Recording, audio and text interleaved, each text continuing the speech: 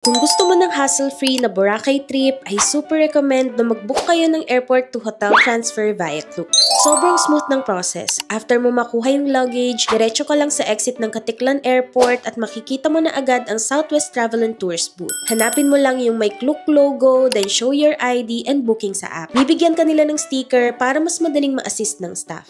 After that, sakay na sa van going to the port. Ang convenient kasi hindi mo na kailangan pumila para magbayad ng terminal and environmental fees. Kasama na yun lahat sa Klook booking mo. ID mo na lang at hotel confirmation ang kailangan. Then, diretso ka na sa speedboat papuntang Boracay Island. Few minutes lang, andun na ulit yung staff waiting to assist for your van transfer papunta naman sa hotel. Ang sarap ng biyahe kasi fully air-conditioned yung van, so kahit super init, chill ka lang. Pagdating namin sa hotel, medyo paloob pala siya at hindi along the highway.